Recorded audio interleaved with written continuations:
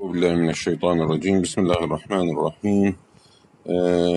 لا بأس من باب التنبيه على أن التسلسل الذي في نسختي بما أنه فيه اشتباه، والأخوة في إدارة القناة الأخوة والأخوات أشاروا على أنه لا بد من تصحيح هذا التسلسل، لأنه الذي ينزل في القناة تسلسله يختلف عما بين يدي، وبناء على ذلك سوف أصحح في النسخة التي في متناول يدي ليكون منسجم ومنطبق مع ما ينزل في قناتكم. هذا أولا. ثانيا بودي أن أذكر بعض الروايات التي تشير إلى تشريع الصوم ومن باب التبرك بروايات أهل البيت عليهم السلام من أجل نشرها في مجالسكم ومجالس الأخوة والأخوات في هذه الأيام والليالي المباركة. لذلك أنقل لكم هذه الرواية عن هشام بن الحكم أنه سأل أبا عبد الله عليه السلام الإمام الصادق عليه السلام عن علة الصيام، فقال: إنما فرض الله الصيام ليستوي به الغني والفقير، وذلك أن الغني لم يكن ليجد مس الجوع فيرحم الفقير، لأن الغني كلما أراد شيئا قدر عليه، فأراد الله تعالى أن يسوي بين خلقه وأن يذيق الغني مس الجوع والألم ليرق على الفقير وعلى الضعيف، ليرق على الضعيف ويرحم الجائع. هذه رواية ذكرها الحر العاملي في وسائله بإسناده عن هشام بن الحكم عن الإمام الصادق عليه السلام. وهناك رواية أخرى أيضا عن الإمام الصادق عليه السلام قال: لكل شيء زكاة، وزكاة الأجساد الصيام. ننتقل إلى المسألة التي انتهينا إليها، وهي المسألة بحسب الترقيم الجديد، مسألة 100 أو 1002 تصير بحسب التسلسل الجديد، وبحسب نسخكم تكون 1002. يقول: إذا أجنب في شهر رمضان ليلا ونام حتى أصبح. هذه المسألة من المسائل المتشعبة والتي فيها تفاصيل وفروع كثيرة. إذا الإنسان أجنب في أول الليل أو في وسط الليل ونام حتى أصبح، هذه المسألة في الحقيقة فيها 4 فروع. الفرع الثالث أيضا يتفرع إلى 3 فروع، ونحن نتسلسل في هذه الفروع مع بيان الحكم الشرعي لكل حالة. هذا الذي أجنب في شهر رمضان أو في ليل شهر رمضان ونام حتى أصبح، نقول هذا ما هو حكمه؟ الفرع الأول: فإن نام ناويا لترك الغسل، نام وهو بعد ما أجنب نام، لكن عندما نام قال أنا ما أغتسل، حتى لو طلع الفجر أنا لم أغتسل. فهذا في الحقيقة والواقع حكمه واضح، ويلحق بمن تعمد البقاء على الجنابة، وعليه القضاء والكفارة كما هو واضح. فإن نام ناويا لترك الغسل لحقه حكم تعمد البقاء على الجنابة الذي تقدم في المسائل السابقة. فإذا إذا نام ناويا لترك الغسل كمن تعمد البقاء على الجنابة، وعليه القضاء والكفارة. طيب، هذا الفرع الأول. الفرع الثاني: وتارة لم ينم ناويا لترك، وإنما نام مترددا، أغتسل ما أغتسل، وليس عازما على الغسل، كما في الفرع الثالث الذي سوف يأتي. الفرع الأول ناويا على ترك الغسل، هذا يلحق به من تعمد البقاء على الجنابة. والحالة الثانية نام مترددا أنه يغتسل أو لا يغتسل، ولم يكن قد نام عازما على الغسل، وإنما كان مترددا، أغتسل ما أغتسل ما أدري، المهم أنا أنام الآن.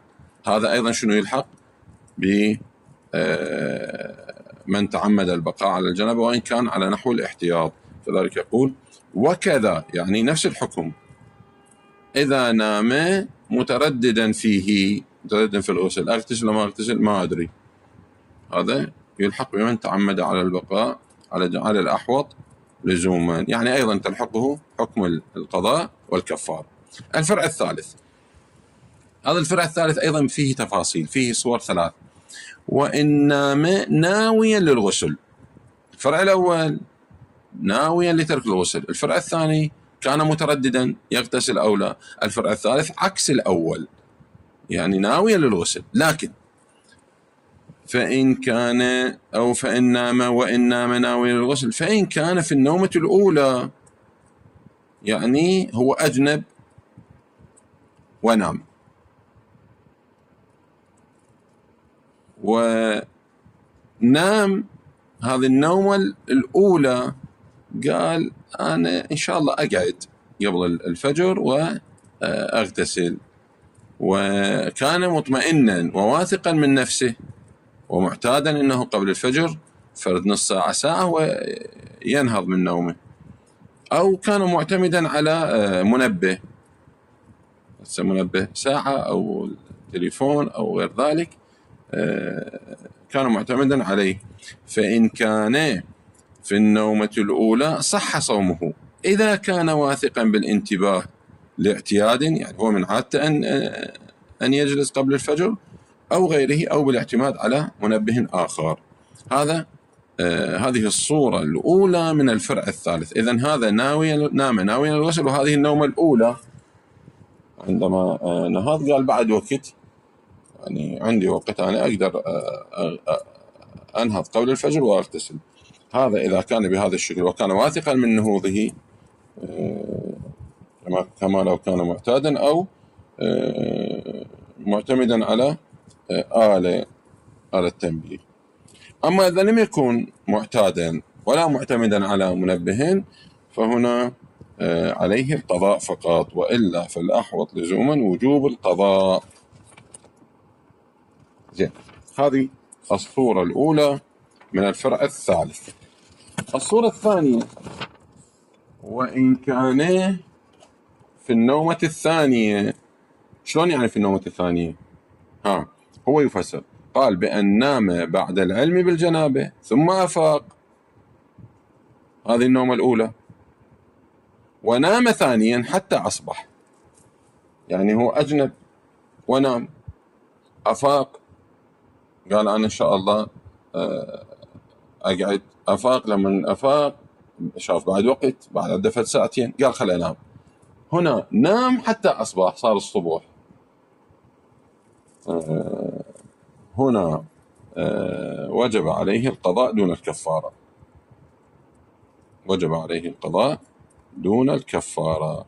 فإذا الصورة الأولى إذا نام في النومة الأولى يعني هو أجنب ونام ثم جلس من نومه، نهض من نومه، شاف بعد وقت وهو معتاد أن يجلس وينهض قبل الفجر، أو كان معتمدا على منبه، فهنا لا شيء عليه، صومه صحيح حتى وإن أصبح وهو مجنبا، يعني حتى لو طلع عليه الفجر وهو مجنبا فهذا لا شيء عليه.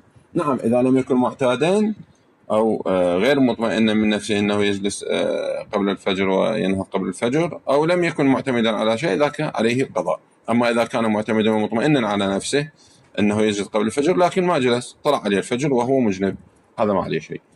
هذا في النومة الأولى، الصورة الأولى. الصورة الثانية لا، أجنب ثم أفاق، شاف بعد وقت رجع نام، أفاق شاف أيضا بعد وقت رجع نام إلى أن طلع الفجر، يعني طلع عليه الفجر بعد النومة الثانية، هنا عليه القضاء، قال وجب عليه القضاء دون الكفارة. هذه في الصورة الثانية. الصورة الثالثة من الفرع الثالث، أيضا نام أجنبه ونام ناويا للغسل، لكن هذا أفاق شاف بعد وقت نام، ثم أفاق، هاي النومة الثانية، شاف بعد وقت نام، ثم أفاق، هذه يعتبر عنها النومة الثالثة، بعد ما أفاق نام إلى أن طلع الفجر. وإذا كان بعد النوم الثالث أو النومة الثالثة فالأحوط استحبابا أداء الكفارة أيضا. يعني القضاء والكفارة، هاي أيضا بالإضافة إلى القضاء، يعني عليه القضاء والكفارة أيضا من باب الاحتياط الاستحبابي، يعني عليه القضاء دون الكفارة، لكن من باب الاستحباب الاحتياط الاستحبابي إلى الكفارة. طبعا ثم يلحق سماحة السيد إذا لم يكن مثلا من عادته الانتباه أو لم يكن واثقا من نفسه بأن ينتبه، من باب الاحتياط الاستحبابي يدفع الكفارة. وكذلك في النومين الأوليين، يعني النوم الأولى والثانية، إذا لم يكن واثقا بالانتباه يعني يستحب له الكفارة بالإضافة إلى القضاء إذا لم يكن واثقا من نوم، كما قلنا في الصورة الأولى إذا لم يكن واثقا عليه القضاء، بالإضافة للقضاء يستحب له الكفارة. هذا تمام الكلام في الفرع الثالث من هذه المسألة بصوره الثلاثة. أما الفرع الرابع، إذا أجنب ونام لكن نومه كان عن غفلة، يعني غفل عن الغسل، لم يلتفت إلى أنه كان عليه غسل، مو لم يلتفت إلى الصيام، لا، يعلم أنه عليه صيام في اليوم في صباح هذا اليوم، لكنه غفل عن الغسل، لم يلتفت إلى الغسل، أجنب ونام. وإذا نام عن ذهول وغفلة عن الغسل لا عن أصل وجوب الصوم، صوم الغد، هنا يقول وجب عليه القضاء، والأحوط الأولى أداء الكفارة أيضا في النوم الثالث. هذا أيضا إذا عن ذهول، يعني إذا نام وذهل وغفل عن الغسل في النومة الأولى أو الثانية أو الثالثة حسب الترتيب الذي ذكرناه في الصور الثلاث من الفرع الثالث، يعني غفل عن الغسل، يعني أجنب ونام غافلا عن الغسل، ثم نهض أفاق ونام غافلا عن الغسل، ثم نهض وأفاق ونام أيضا غافلا عن الغسل في النوم الثالث، يقول السيد أيضا من باب الاحتياط الاستحباب أداء الكفارة في النوم الثالث. والحمد لله رب العالمين.